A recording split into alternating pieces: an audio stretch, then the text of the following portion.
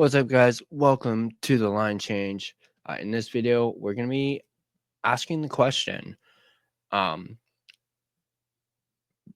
if the Canucks couldn't make Rick Tocchet stay, what do they have to offer to other NHL coaching candidates?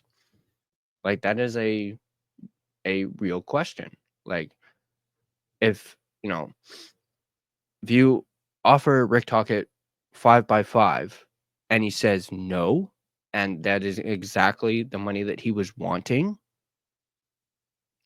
and he still walks away from that, what exactly do the Canucks have to offer other NHL coaching candidates who could be their next head coach? It's a really good question. So we're going to dive right into it. This article is coming from our friends at Canucks Army. Stefan Roget is the one who wrote this article. And so let's just go ahead and dive right into it. According to virtually all sources, the Vancouver Canucks pulled out all the stops when it came to attempting to extend head coach Rick Tocchet. Their final offer was reported to be somewhere in the range of $5 million per year over a term of 5 years.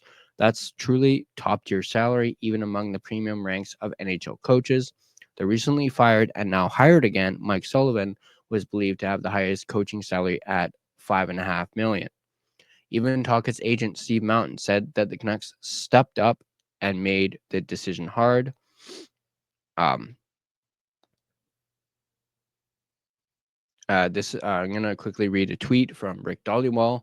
Talking about what Tocchet's agent, Steve Mountain, said on the Canucks' offer, saying they stepped up, made the decision hard. You cannot say the Canucks did not extend themselves.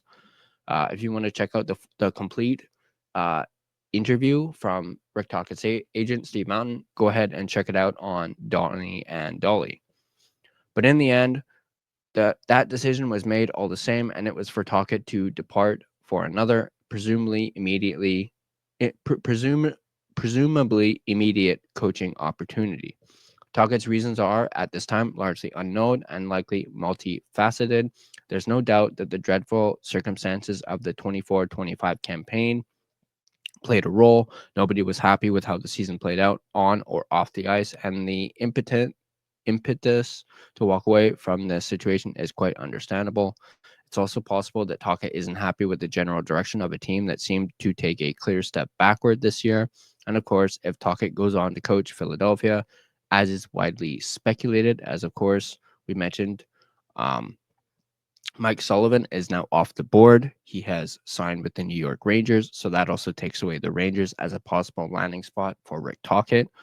In my opinion, it's now down to Philadelphia or Boston when it comes to Rick Tocchet. And of course, as we heard, John Cooper is also off the table as he will be back for the Tampa Bay Lightning next season, which generally not only crushes my hopes and dreams of having John Cooper as the Canucks head coach, it also crushes the dreams of a lot of Vancouver Canucks fans as well. And of course, if Tocchet goes on to coach Philadelphia, as is widely speculated, one can't ignore that the siren call of the franchise he played his own best hockey for. The chance at a homecoming is no doubt part of the appeal. But in all this, wondering over why Tocchet chose not to extend with the Canucks, one can't help but wonder. If they couldn't convince him to stay, how are they going to convince another coach to sign on? What do the Canucks have to offer to another coaching candidate? The first and most obvious answer is a job and the money that comes with the job. The Canucks might not be willing to offer $5 million to any old interviewee, but they are clearly willing to pay a fair compensation. So they'll land a coach eventually.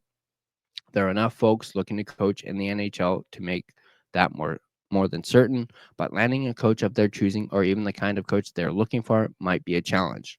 Unfortunately, this too is a question of supply and demand. There are only so many top coaching candidates available, and there are a lot of coaching vacancies.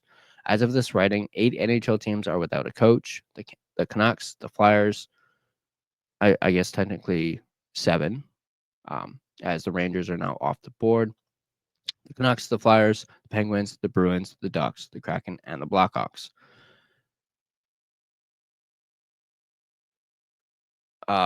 If we assume that Tocchet is going to Philadelphia, that still leaves 5 other vacancies for the Canucks to compete with.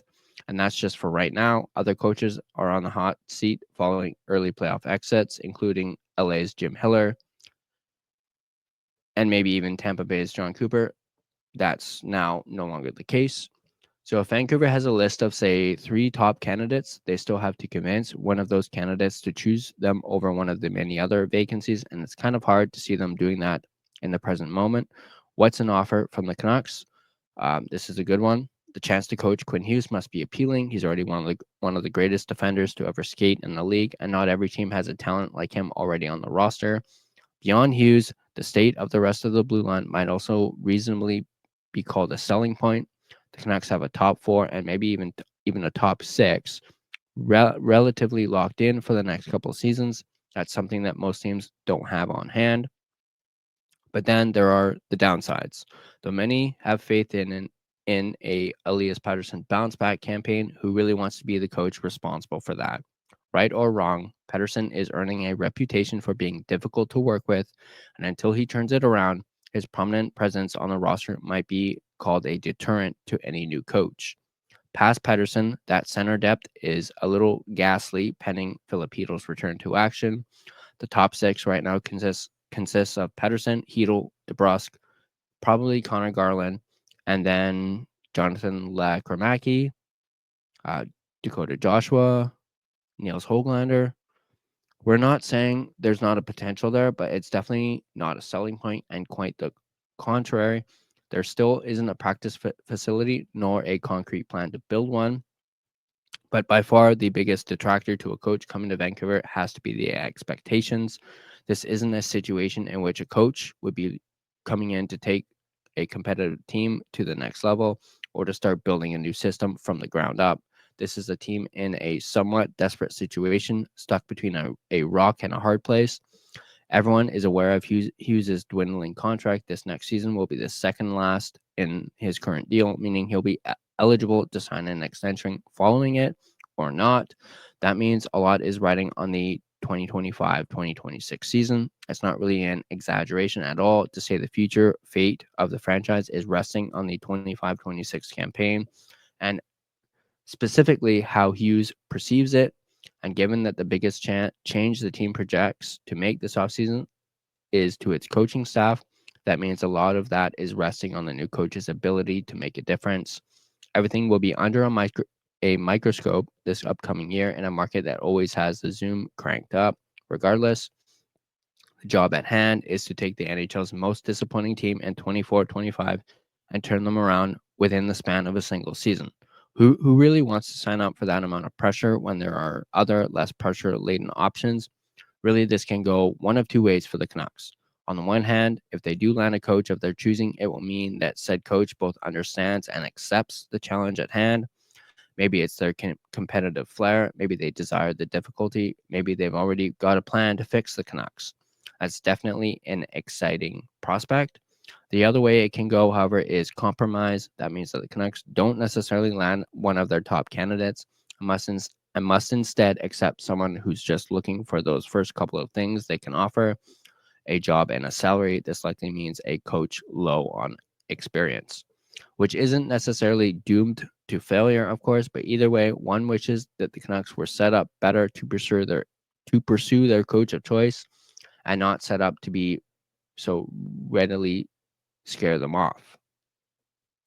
So that was a very interesting article, a greatly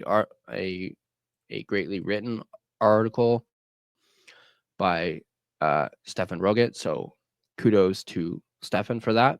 As I mentioned when I spoke with Quads. By the way, if you guys haven't seen that interview/video that I had with David Quadrelli, the editor-in-chief of Canucks Army, go ahead and check that out.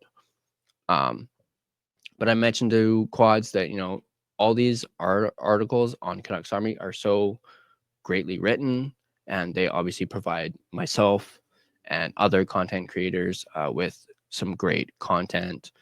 And this one is no doubt, I want to say probably maybe one of the best up until this point, as it's got lots of details and it really gets you wondering and thinking just what exactly do they have to offer the other NHL coaching candidates, and really makes us Canuck fans really think, who's going to be the next coach and how is next season going to go, as all eyes are on Quinn Hughes and whether or not he will resign. And obviously, right now we are in Operation Keep Quinn Hughes and make sure he is happy and he wants to come back. But I'm gonna dive right into my sponsor read, and then I'll do my closing thoughts for this particular topic and video.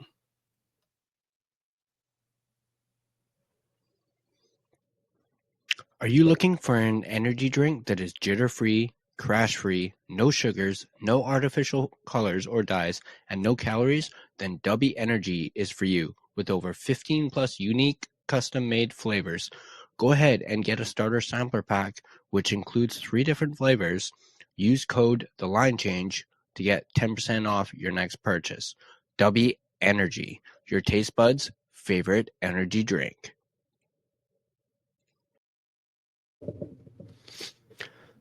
So my final thoughts on this is I have 3 candidates in mind that, just right off the top of my head. Obviously, Manny Malhotra is one of them, as he would be someone from the inside, and it makes a lot of sense, at least in my opinion. Another candidate would be Peter Laviolette.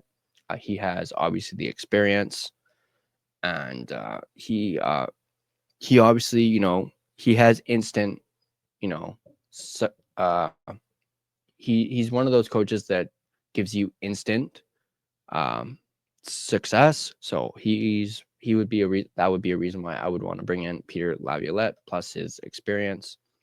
But other than those two, I'm not really sure on a third candidate. Obviously, Canucks Twitter is abuzz with who could be the next coach. A lot of people are saying Manny. Some people are saying, Laviolette. Obviously people were hoping and dreaming for John Cooper to come back, to come home, with him being from Prince George. And yeah, so those are 2 candidates that I would really like. Let me know in the comment section down below who you guys think would be a good candidate, that perhaps that I haven't listed. Is there someone that isn't getting any attention at all and people are not really talking about? Go ahead and drop that down in the comment section down below. As always, if you guys like this video, go ahead and hit that like button. If you're not subscribed to The Line Change and want to stay up to date on all your Vancouver Canucks content, go ahead and smash that subscribe button. You can find us on social media on Twitter/X at LineChangeFan. You can find us on Instagram at The Line Change. You can also find us on Facebook. Just search The Line Change. You can find our Facebook page. You can also find us on TikTok at the.line.change.po. And if you prefer a audio version of this podcast, you can find us on both Spotify and Apple Podcasts. If you do, please make sure to rate and review, as it is greatly appreciated. But that's going to do it for me in this video. As always, go Canucks go, and let's go Abby. And I'll see you guys in the next video.